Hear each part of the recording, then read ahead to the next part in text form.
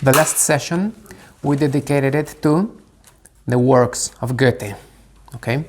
And we spoke about 3 pillars, of which we expanded only on 2. One being the Sorrows of young Werther, the other one, his Faust.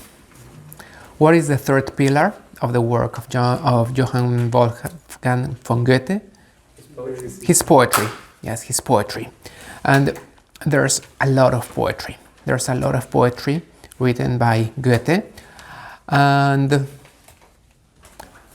it's known widely in the German-speaking world, but out of that realm, there's not much emphasis in the poetry of Goethe. Nevertheless, I wanted to share with you the Earl King. The Earl. Do you know what the Earl King is? Think of elves, think of dwarfs, think of fairies, think of some kind of mythological creature that lives in the forests. And this is the king of the earls. This is the king of the elves. And of course, this is a translation, but it's a good translation. It's a beautiful translation. And I hope you will enjoy it. What is the content of this poem? There's a father with his son who's riding, actually, yes? Is the one that the son dies? There. There's a father carrying his son, and they are galloping. They are not only riding the horse, but they are galloping. And while they gallop, the son starts seeing and hearing things. He starts seeing the Earl King, and the father says to him, "Don't worry, it's just them. It's just the mist." He hears, and he says, "Don't worry, it's just the rustle." He hears the Earl King speaking to him, and he says, "Don't worry, it's just the rustle of the wind."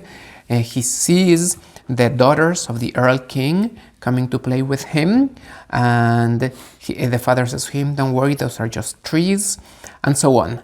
So in this poem represents the father who is taking his son to the doctor because the son is seriously ill. And I let you with a poem, so you can listen to it. Who rides there so late through the night dark and drear? The father it is, with his infant so dear. He holdeth the boy tightly clasped in his arms. He holdeth him safely to keep him warm. My son, wherefore seek'st thou thy face thus to hide? Look, father, the Earl King is close by our side. Dost see not the Earl King with his crown and with train? My son, 'tis the mist rising over the plain. O come, thou dear infant, O come thou with me. Full many a game I will play there with thee.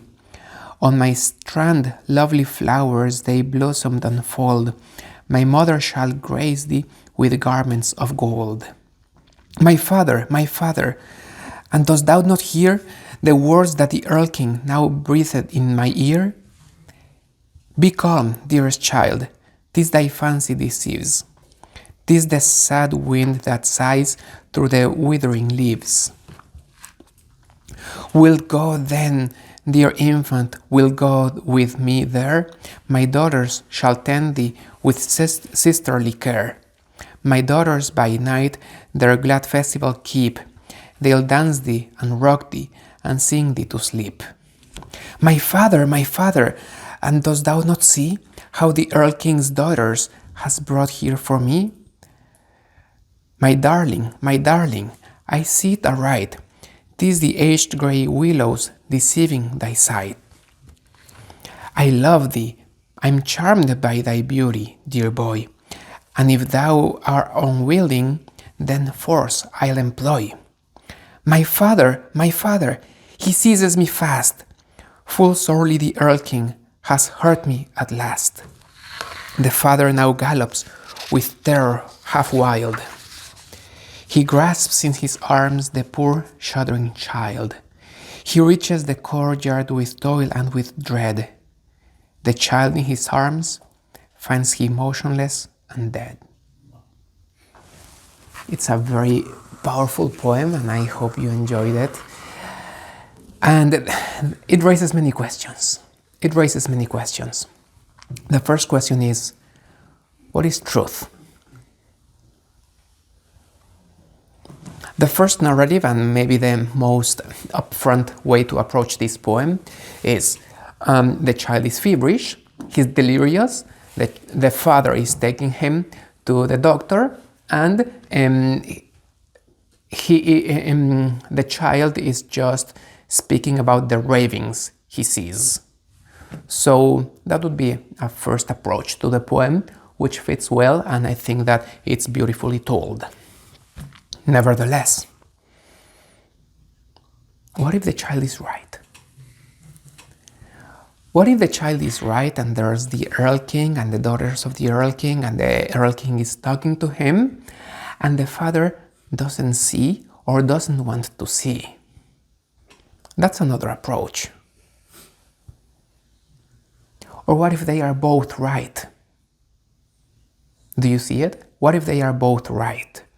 They are both different angles. They are just different perspectives on the same reality. And we might see this as different perspectives upon the same reality, one of a child and the other one of an adult. One of the enlightened man who leads himself by reason, the other one who leads himself by fancy and by emotion. But those are just two angles to approach human life, right? So it can speak to us about two different ways, two different approaches to life.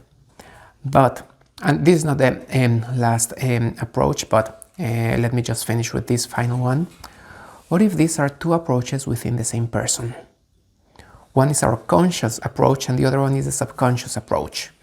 One is the approach of reason and logic, the other one is the approach of that creative side within us, the approach of our dreams and our fantasy. So are in those two approaches different angles that enable us to grasp reality? Okay, thank you very much.